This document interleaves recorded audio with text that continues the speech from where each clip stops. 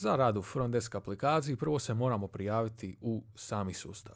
Tako odlaskom na Hotels Touch web stranicu, gore desno klikom na prijavi se, dođemo na formu gdje upisom naših korisničkih podataka, klikom na login, se prijavimo u taj sustav.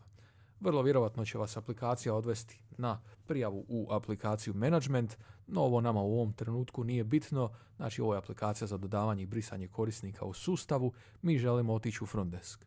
To radimo tako da na 9 točkica gore, pored svih aplikacija na koje imamo prava, dođemo na front desk. U samom front desku kad se otvori vidim da tu imam neki sažetak što ću trenutno zatvoriti, no znači imam nekoliko izvora informacija.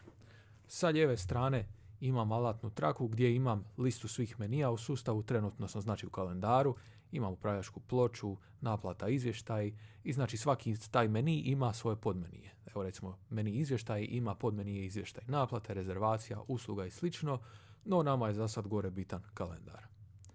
Osim toga znači imamo sa gornje strane na zaglavlju također neke informacije.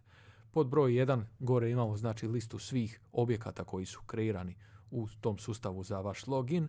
U ovom slučaju to je jedan jedini objekt. Ako ih imate više ovdje se možete logirati na svaki taj objekt na koji želite. Pored toga mi stoji znači kasa. U slučaju ako imate u objektu više kasa kroz kojih izdajete račun, onda ćete ovdje imati listu svih tih kasa, tako da prije izdavanja računa uvijek moram pripaziti da odaberem onu kasu sa koje želim izdati račune. Vidim da sam ovdje trenutno logiran na restoran kasu, ali radim znači u recepciji, tako da se želim prebaciti na samu recepciju kasa. Još jedna opcija što se tiče tih kasa je da ih mogu otvoriti, zatvoriti znači odavdje iz ovog menija. Ako kliknem na zatvori, ovdje će mi se otvoriti neki modal gdje ono meni upisuje koliko je izdano znači računa kroz gotovinu i koliki je ukupan polog i meni sustav izračuna da je to 260 eura. Ako ja sad želim zatvoriti kasu, ja nju mogu zatvoriti sa tih 260, a mogu pisati bilo koji drugi iznos pa zatvoriti kasu. Isto tako vrijedi kad zatvorite da ju možete i otvoriti. Pored toga mi stoje ove 4 točkice što je lista svih aplikacija kojima imate pravo u sustavu na koje se trenutno možete logirati. Pored mi je znači ikona za support gdje vi ako imate neki problema ili pitanja u samom sustavu, klikom na report a problem možete vrlo jednostavno nas kontaktirati i zatražiti pomoć po pitanju bilo čega u samom sustavu. Ispod je znači isto lista svih kreiranih tiketa u sustavu koji još nisu dovršeni, pa sad ako kliknem na taj sami tiket, ono će me odvesti u support aplikaciju gdje ja znači klikom na ikonu chata mogu vidjeti sve komentare koje smo pisali i mi i vi po pitanju vaših tiketa da ih razriješimo što je brže moguće. Pored znači ikone supporta stoji mi ikona samih obavijesti u sustavu, isto se tiče supporta, ali i svih ostalih aplikacija, znači kada vam odgovorimo na tiket ili bude neko ažuriranje po bilo kojem pitanju, tu će vam znači doći obavijesti u samom tom zvoncu, klik na kojeg opet možete znači doći u sami support i vidjeti taj odgovor na vaš tiket.